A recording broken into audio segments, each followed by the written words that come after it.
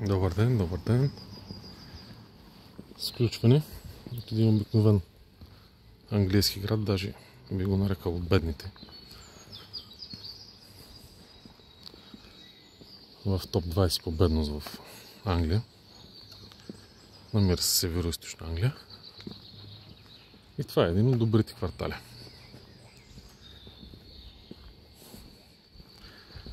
Защото не навсякъде, разбира се, изглежда така. Какво може да ни направи впечатление, може би? Се питате. Много неща. Първо, красотата на архитектурата и възрастта на самите постройки.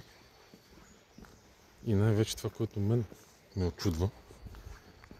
И бих казал, че съм възхитен, е хората как си поддържат имотите.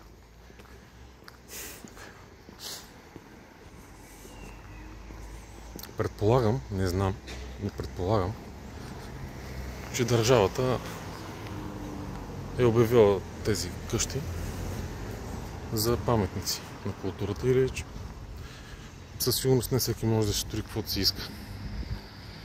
Затова е така изглежда този квартал. Какво да ни направи впечатление?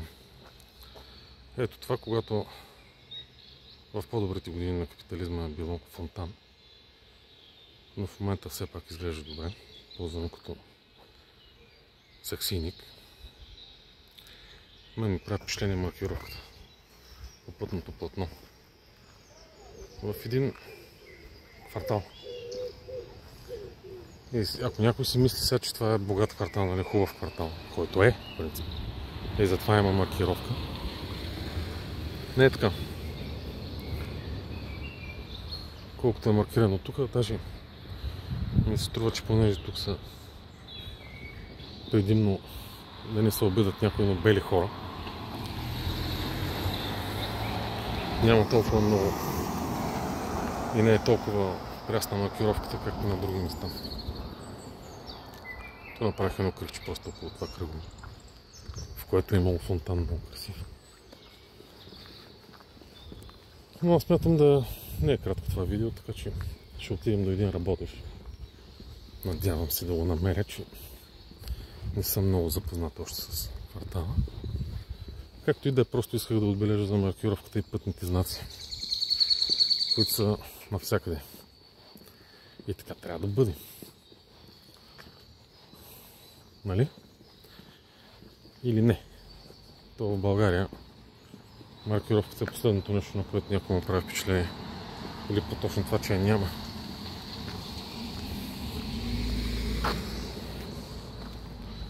И така сега ми се стори, че видях това работещ фонтан, който е като този. Обаче все още работи.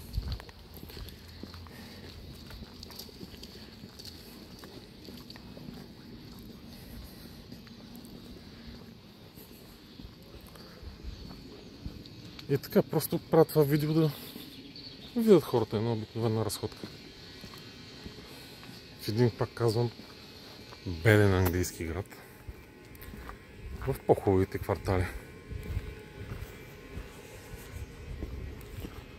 Това са къщите на хората. Не знам точно колко стотици хиляди паунди са изхарчили да ги поддържат. Въпросът е, че нищо не пада. Както в центъра на моя роден Пловдив, примерно. Където тераси падат и само съдебни да са драсни клечката, да може да се правят нови кооперации, защото ганя от легален бизнес и с нормален труд не може да живее добре. Няма какво да се лъжим. Ето, и тук не е перфектно, обаче хоп, маркировка. Колко интересно. Нещо, което не ми харесва в Англия, е тротуарите. Виждате, че са асфалтирани, като има ремонт някакъв. Дали е за газ или за вода, няма значение. Или за интернет. Асфалтират отгоре. Което не ми харесва много. Другарът Тодор Живков редеше плочки, беше много Практично тук плочки са само в дворовите на богатите хора. А пак се отплесвам.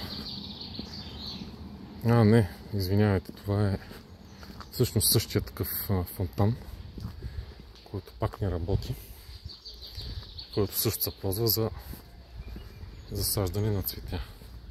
Пак е много красив, много по-добре, отколкото да го бутнат и хептен да го няма, но все пак, ето сега, виждаме тук, особено на най-важните участъци, точно около завоя, навсякъде е маркировка за неспиране. И като мине чучкото с жилетката, хоп, едно фишче отгоре 100 паунда, защото горе-долу толкова 70, 100, 120, не знам. Един път бях погледнал 70 пише на това. Но това беше преди 2 години, може става инфлация. Ето, това е. Маркировка, знаци. Знаци тук за такова, за патици, че има. Да се внимава. Много ми се искаше да закарам на това. На работещия фонтан. Виждам го. Ще отидем точно една минута. Точно е кратко клипче. Това с телефон снимаме, не е много удобно. Но просто е така, ще го кача да гледате. Ако някой се интересува как живеят бели хора в бяла държава, ама не е като Ганьо, дето си е направил палата и отпред на тротуара изкъртени, прашени, мръсен, си е паркирал новото БМВ там и Порше. Каквото карат всичките матрагени. Между другото, вижте какво карат тук. Нови коли, има и по-стари. Сравнително нови, среден клас. Не, няма толкова много БМВ-та, ММВ-та. И какво ми беше мисълта? Да, за Ганьо. Ганьо, газара, трябва да има палати и много пари. Ама не да ги е изкарал по лесен начин, но както той си знае. А хората тук си живеят е така. И като се разминат с усмихват, казват здравей. Някакви неща, които в България някой да ги направи, го мислят за луд, нали, ако не се познават хората. Как така започвам се усмихваш и ми казва здравей. Пере го съчмата и ето, пак тук виждаме, нали, не е перфектно, не казвам, че е перфектно, особено в този беден град, но държавата изостава от хората, а не България, ако приемем, че поне половината хора наистина са добри и не са гадни ганьовци. То тук, примерно в тези хора, където тези хора, те си от тук, няма толкова много имигранти, както насякъде. И гледат да пазят самите те. Ето го фонтана, между другото, до който иска да го закарам. Много красив. Риби. Много е стар, много добре поддържан.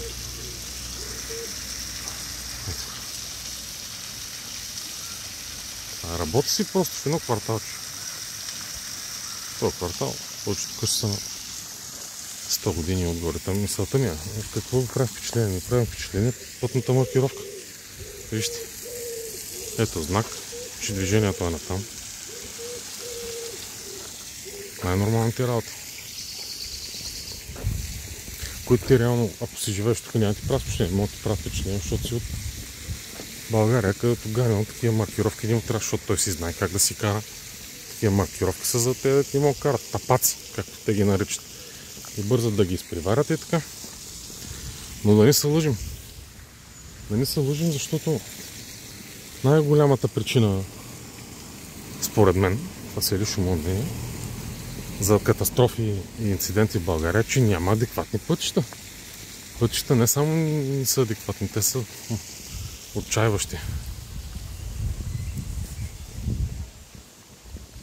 Ето тук. Хоп, свършва жълтата маркировка. Човек се паркира. Легналия полицай обозначен. Всичко както си трябва. И пак казвам, това не е тук, защото е богат квартал.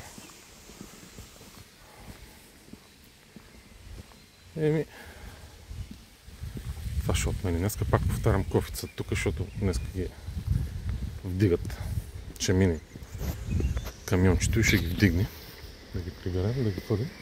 И хората ще ги приберат в двора. Просто такъв ден се случи, че такова, но ще изглежда още по-добре без кофе. Както и да е, това да е проблема, както се казва, тротуара, че не е както бай Тошо го правеше, защото тогава се строеше за годината. За кой се направиха тези всичките паркови, поликлиники, почивни станции и прочее. Да не говорим цяла България индустрия. Не е за това клипчето. Просто исках да ви покажа как живеят хората. Това е. Обикновени хора с това. Това не са лордови. Лордовите си имат имения. С затворени врати. Там изобщо не мога да влезна аз да снимам. А в България лордовите е така на улицата до теб живее. Паркира си в същата гняси мизерия чисто новото BMW и жена му там на ток кара новия Мерцедес или каквото е там модерно в България. И си се качва в апартаментчето 80-100 квадрата в София, в топ квартала. Или Пловдив, или там колкото е. И така. За тях живота е 6, но всъщност не е 6, само те не могат да го осмислят изобщо. И така. Всичко добро. Очаквайте още включвания с интересни видеа. Ако ви харесват, просто такива обикновени видеа, които са разхождани с спокоен коментар. Споделям мислите си за живота в белия свят, сравнен с живота с нашата прекрасна България, която е прекрасна, обаче страната, държавата я няма. Или когато има, е за лошо. 90% от случаите. Чао!